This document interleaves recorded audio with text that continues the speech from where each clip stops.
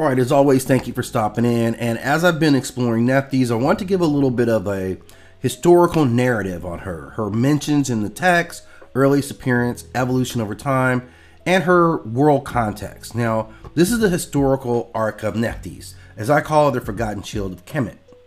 Now, the earliest known references to Nephthys appear in the pyramid text of the Old Kingdom, particularly in the pyramids of Unas and Pepi I, dating back to roughly 2400 BCE.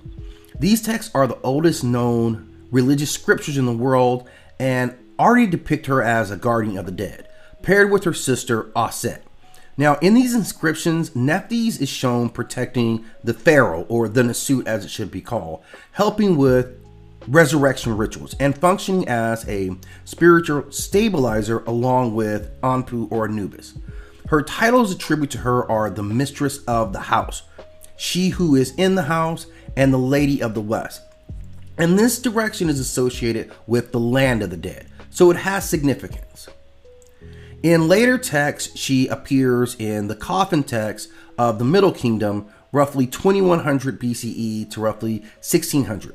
And there she evolves into a more independent force, showing powers of resurrection, soul guidance, and ritual magic. Her voice, used in lamentation, is said to have magical properties, literally shaking the soul world. She's also mentioned in the Book of the Dead and appears frequently in spells of protection, guiding souls, and defeating evil spirits. She guards key gates to the underworld and is invoked by name to ward off spiritual attacks.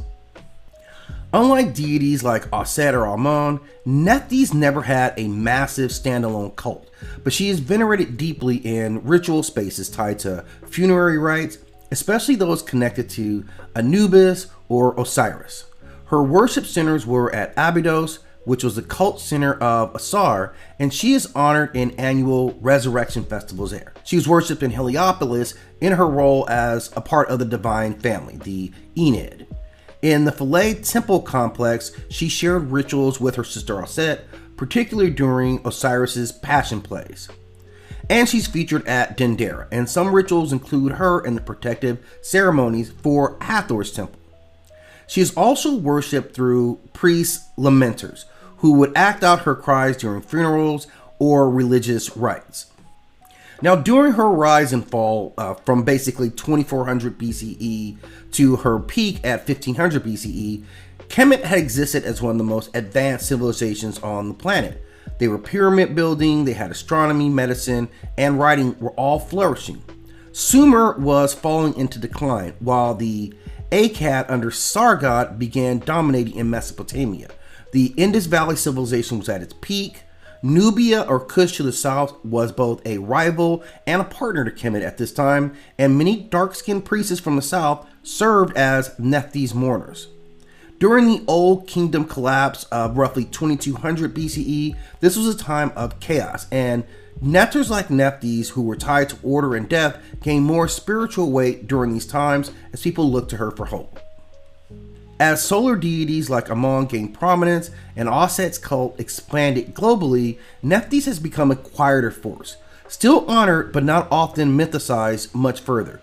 She has remained ritually essential, especially for the elite tombs, but rarely the center of myths. In modern Kemetic spirituality and neo-paganism, she is being reclaimed as a dark feminine architect, connected to protection, sacred mourning, magic, and underworld navigation.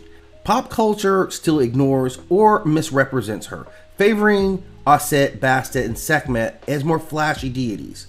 She's never been that, but she is foundational. Transitions, thresholds, protection, and resurrection engineering. Where Aset draws the spotlight, Nephthys works behind the scene with deadly precision. Her power isn't loud, it's lethal, loyal, and ancient.